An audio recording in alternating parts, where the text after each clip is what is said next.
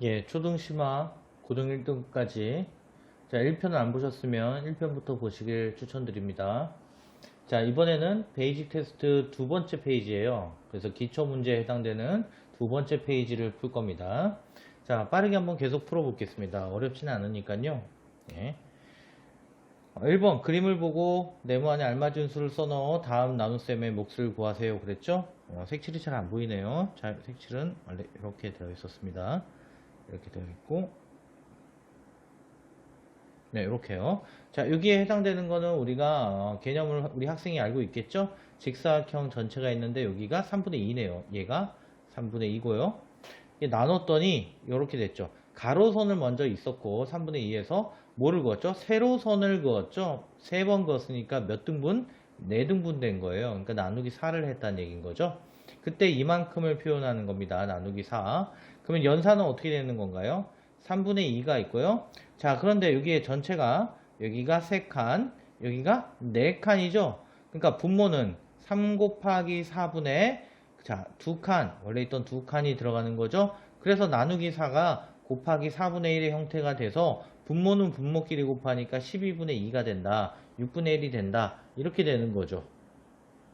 그쵸? 예, 그래서 그 개념을 이미지화된 개념을 알고 있는지 확인하는 문제예요. 네. 다음은 2번을 볼게요. 문장제네요. 이런 문제를 풀 때는 독해를 해서 그 상황이 상상이 돼야 된다 그랬습니다.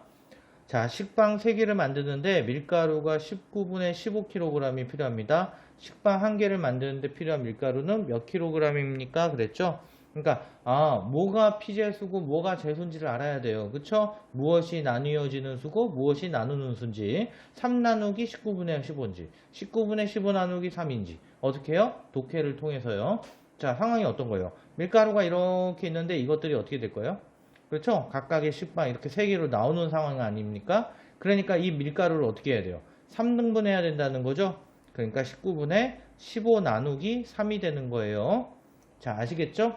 네, 이렇게 되는 겁니다. 그냥 공식화해서 항상 야 밑에 여기 식빵 1개를 만드는데 그러면은 이걸로 나눠 식빵으로 나눠 이런 거보다는 그 상황을 자 이해해서 독해한 다음에 이 상황을 상상해서 문제에 적용을 해야 됩니다. 개념을. 자, 다음은 3번을 볼게요. 다음 삼각형의 넓이는 몇 제곱미터입니까? 그랬죠? 삼각형의 넓이는 우리 학생들 삼각형 넓이 구하는 공식을 알고 있을 거예요. 밑변 곱하기 높이 나누기 2가 되는 거죠? 그러면은 이걸 어떻게 계산해요? 순서대로 이렇게 계산하라고 하지 않았죠? 우리 혼합계산 계산하는 겁니다. 즉 1과 4분의 1 곱하기 5분의 4 곱하기 나누기를 이제 2분의 1 이렇게 절차를 할 수가 있는 거죠. 그랬을 때 어떻게 해요? 자, 곱하기는 교환 결합이 되니까 순서에 상관이 없다 그랬어요. 그냥 이렇게 하고 이렇게 하는 것보다는 한꺼번에 계산하라 그랬죠? 4분 이거 통분해 가분수로 고쳐야죠. 그쵸? 네. 가분수로 고치고 자, 약분할 거 그대로 다 약분하시면 됩니다. 그러면 2분의 1이 되네요. 자, 이렇게. 다음 볼까요? 음식점에서 자, 2와 5분의 4리터의 식용유를 매일 같은 양만큼 사용하여 2주 동안 모두 사용했습니다. 하루에 사용한 몇 리터입니까? 그랬죠? 2주니까 며칠이요? 14일이다. 이거 기본적으로 아이들이 알고 있어야겠죠? 이 정도 6학년이면. 자, 2와 4, 5분의 4 나누기 14를 해야 되나요? 14 나누기 이걸 해야 되나요? 하루에 사용하는 거니까 야 2일로 나눠라 이렇게 해도 되지만 자 어떻게 해요? 2와 5분의 4리터의 식용유가 있는데 이거를 나눠서 쓰는 거잖아요. 그쵸? 그러니까 2와 5분의 4 나누기 14가 될 겁니다. 이해가 되시죠? 네. 자, 다음 넘어가겠습니다. 다음 5번. 아래 수카드 중 세 수를 한 번씩 사용하여 진분수 나누기 자연수의 몫이 가장 크게 되는 식을 만드세요. 그랬죠? 자, 앞에 베이직 컨셉에서도 나왔었죠. 그쵸? 자, 그러니까 어떻게 해야 돼요? 이게 가장 커야 된대요. 그러면은 이 재수는 작아야 되고 진분수는 커야 되죠. 그렇죠? 피재수는 커야 됩니다. 그러면 가장 작은 수를 먼저 뽑아야겠죠? 여기 3이 올 거고요. 그럼 여기 진분수가 와야 되는데요. 그 진분수는 어떤 형태일까요? 나올 수 있는 거는 뭐가 있을까요? 8분의 7하고 뭐가 있죠? 9분의 8, 9분의 7이 있겠죠? 근데 9분의 7은 탈락. 왜냐하면 9분의 8이 확실히 더 큰 건 아니까요. 그럼 이 둘은 대소관계화 할 수 있나요? 통분하는 학생들이 있는데 통분을 한다는 얘기는, 자, 이걸 보고 바로 통분한다는 얘기는 그 학생은 아직 추상화된 개념, 분수에 대한 개념이 추상화가 완벽하게 이루어지지 않았다는 거예요. 딱 보면 8분의 7과 9분의 8 누가 더 커요? 9분의 8이 더 크죠? 왜냐면 전체가 있는데 8등분한 거에 7.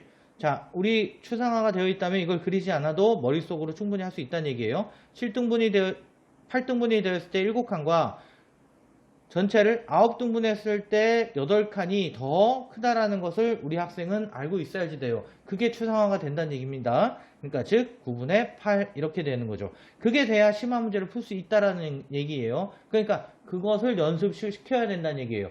그러니까 개념을 추상화 시켜야 된다는 얘기입니다. 아시겠나요? 그냥 항상 계산만 자꾸 연산만 자꾸 푸는 그런 공부를 해서는 심화 문제 못 푼다는 얘기예요. 자, 다음 6번. 길이가 32m인 철사를 모두 사용하여 크기가 같은 정삼각형 모양 4개를 만들었습니다. 만든 정삼각형의 한 변의 길이는 몇 cm입니까? 그랬죠? 이것도 역시 독해를 통해서 이 상황을 상상할 수 있어야지 돼요. 자, 즉 길이가 32m가 있죠. 정삼각형 모양 4개를 만들 거잖아요. 그러면은 이걸 어떻게 해요? 4등분을 하겠죠? 그러면은 하나의 철사가 나오면 이걸 어떻게 해요? 이거를 구부려서 삼각형을 만들 거 아닙니까? 그러니까 즉 32 나누기 4를 먼저 해야겠죠? 그 다음에 무엇을 해야 돼요? 3을 나눠야 된다는 얘기죠? 그럼 이거 연산은 혼합 계산이죠. 다 분수로 고친 다음에 한꺼번에 계산하세요. 그쵸? 8. 그러면은 3분의 8이 되네요.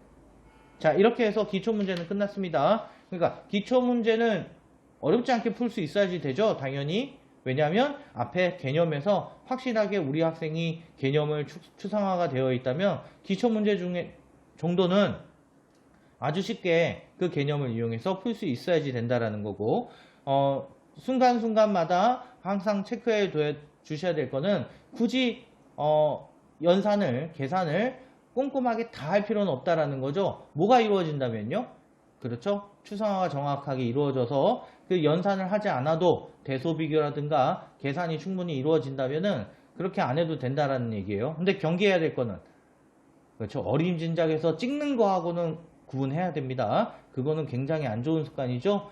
그 문제는 만약에 학생이 그렇다면은 이거는 일단 학습보다 학습 동기라든가 그런 부분이 왜 이렇게 이루어지는지 학습이 그런 부분들을 먼저 해소를 한 다음에 학습이 이루어져야 될 것 같아요. 자, 어쨌든 자, 베이직 테스트 이렇게 해서 기초 문제가 끝났습니다. 이제 매스 토픽 심화 문제 유형이죠. 그러니까 심화 문제를 풀기 위해서 조금 더 유형 연습을 하는 건데요. 그 부분은 또 어떻게 공부를 해야 되는지 같이 한번 보도록 할게요. 이제 점점 심화의 문제로 다가가고 있는 겁니다.